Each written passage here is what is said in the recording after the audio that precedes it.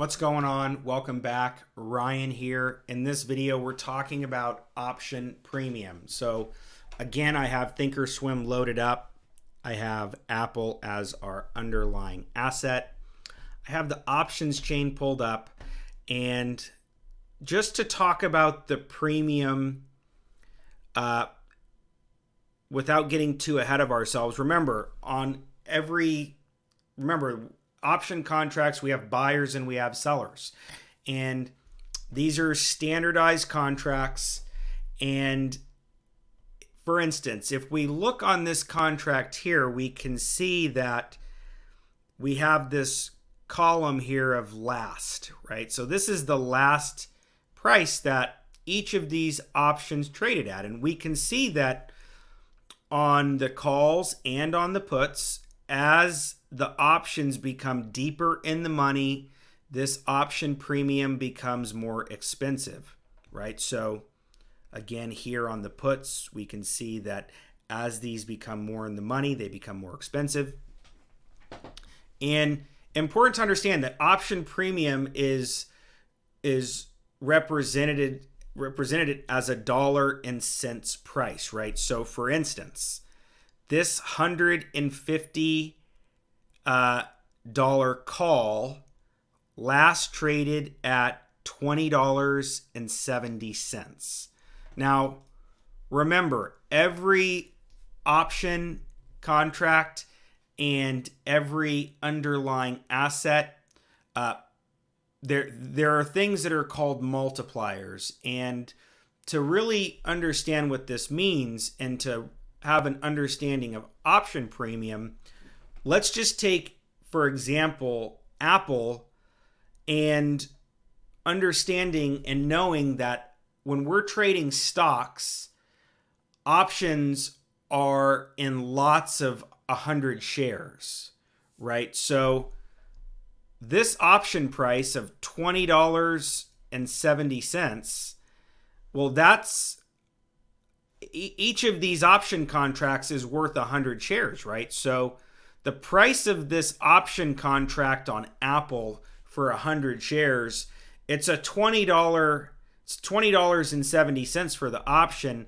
but we need to multiply it by 100 shares, and that gives us a price of $2,070, right? So I'm going to give a quick example here of another option contract that has a different multiplier, so you could see what exactly this means. So if we bring up the S&P, right, the mini S&P, right, where we have, okay, here's the S&P 500. Here is the S&P 500 futures, right? We can come in here. Again, we can open the option contract. We can select one of these, and we can come in here and we can see, okay, here are all these different options and their prices, right? And remember, options are derivatives, right? So each option price is derived from the underlying asset, and every option has a different multiplier based on the underlying asset, right? And you can go and look up all these contract specifications, and I highly recommend that you do that. But for the sake of this example and staying on the subject of option premium, let's just take, for example, this 45.50 call option, right, where the last traded place was $186.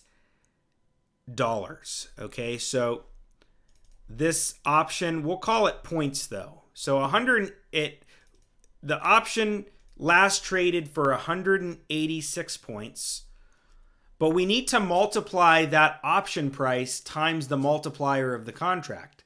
So on the E-mini S&P 500 futures, that's $50 a tick, right? So $50 a point. Sorry, not a tick. It would be $12.50 a tick, but it's $50 a point. So this option, the actual monetary value represented in United States dollars would be 186 times $50 a point.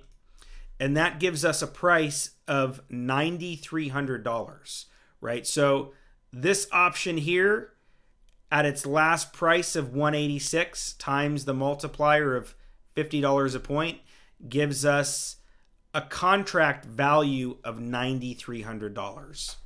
And it's important to understand that there are different option contracts, different underlying assets, and all of them need to be carefully examined so that you understand the multiplier and you understand how to calculate that, right? So really important to understand option premium. And in the next video, we are going to talk about the bid-ask spread. So I look forward to this next video.